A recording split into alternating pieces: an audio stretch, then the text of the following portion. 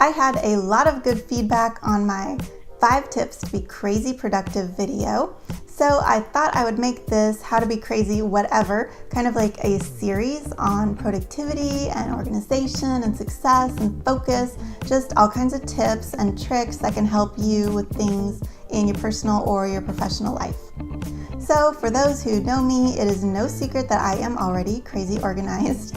Now, I don't drive myself crazy being organized. I just make it a point to have organization as part of my life. Having organization brings a sense of peace to life, even if there's some extra steps involved in making it happen. So today I want to go into 5 of those steps that can help you learn how to be crazy organized too. If you're new here on Artsy Cupcake, my name's Maria, and I put new videos up every Wednesday and Sunday. And I've got tips on how to help you perfect the art of life, home, health, and style. I do fashion lookbooks, healthy living recipes, decor, just all kinds of fun and helpful stuff. I want to make a community where we share our ideas with each other, so please consider subscribing so that you can be part of this channel. If you're already part of the Artsy Cupcake Crew, I'm so glad you're here and welcome back. Now let's talk about how to be crazy organized. Being organized has the bigger goal of saving money and time, which I will go into in a little bit, and all that distraction and stress and anxiety that you get from being disorganized will be eliminated so that you can focus on those positive gains. Being organized is something a lot of people are just born with, but it is something that can be learned too. Being organized can be turned into a habit if worked into your day-to-day activities. So the first step I want to share that can be worked into your day is to write things down and have a schedule. I have a really bad memory, so I don't just magically remember everyone's birthdays. I have these written down and also as a backup on my phone, and then even as a third backup, I have a reminder turned on my phone so that it'll go off every year. So having reminders and a to-do list always on hand will keep your life organized.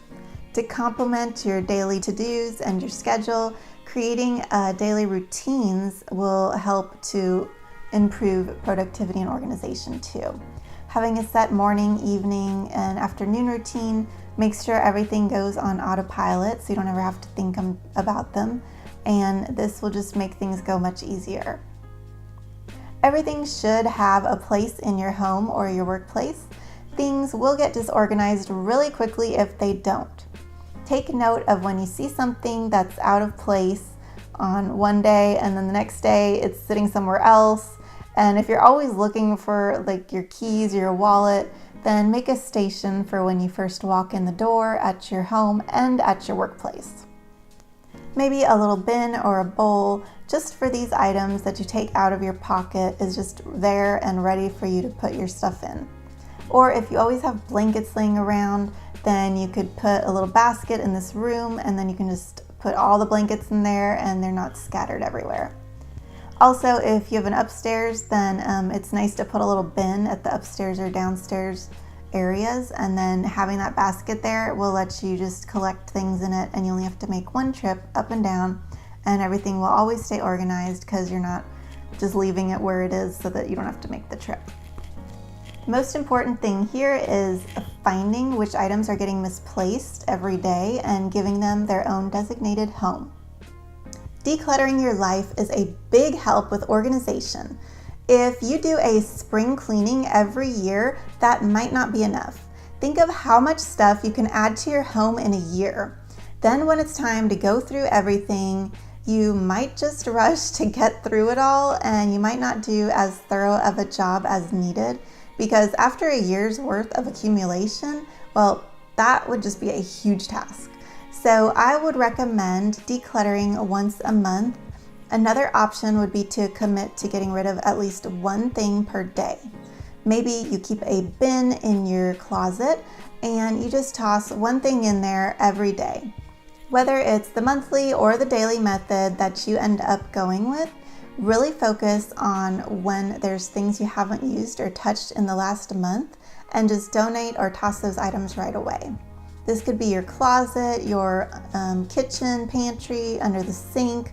Just really go through your whole house and be ruthless when it comes to getting rid of stuff. Sometimes it's hard when something has maybe an emotional attachment, or you just like to hang on to stuff because maybe you spent a lot of money on it when you bought it, or you've just gotten used to seeing it around and you don't want to get rid of it. But really, once you declutter, you find that it's easier to be organized because there's less stuff to keep track of. When you minimize your belongings, it's easier to take inventory of what you have. It can help you realize that you don't need to go out and buy something.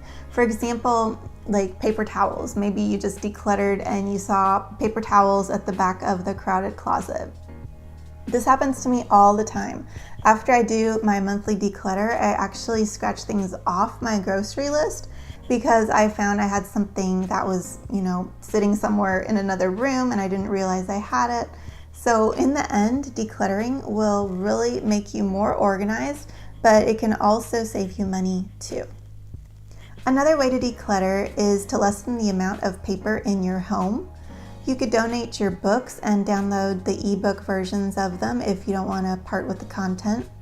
You could go through your file cabinets and transfer all of your documents onto an app like Docket. Now this will take up a lot of time up front. It's a really big project if you have a lot of files, but really it's worth it in the end. And the Docket app lets you keep everything on your phone, so it's always with you. So even though it's time consuming, it will lessen the paper in your home and you can have the documents on you at all times. Having less paper and clutter will create a sense of calm and a nice state of mind, so you can actually see everything around you is organized, and it'll keep you inspired and make you want to keep going with your new life of organization. At the end of the day, you are just one person and there is a limited amount of time in each day. We all have our strengths and our weaknesses, our likes and our dislikes, so every task will not be enjoyable. Sometimes it's best to ask for help on getting stuff done. Whether it's tidying up the house or taking a job at work, if there is something you don't like doing or you're not good at, it will make more sense to ask somebody else to do it for you. Then you can focus on what you have on your plate.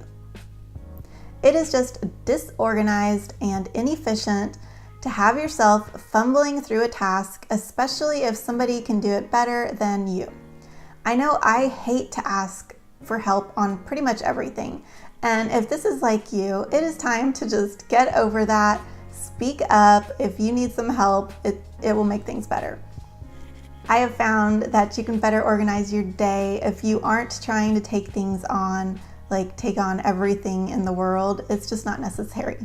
Sometimes you might have to say no to taking on an event because having a cluttered calendar can lead to mind clutter, and that can also take away a sense of organization in your life. So if you feel stressed at even the thought of adding something to your calendar, rethink it and decide if it even needs to be there, and just say no to that RSVP. Be quick and deliberate with everything you do. So you get a task at work or you have a full laundry basket at home. Do not put these things off. Even if they aren't enjoyable tasks, just write them down on your short list and make them happen right away. Prioritizing is one thing, but procrastinating is another.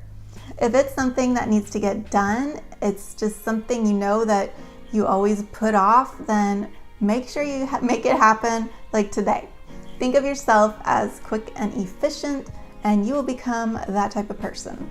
Always have in the back of your mind to do things as soon as possible. This will become more of a habit as it's practiced.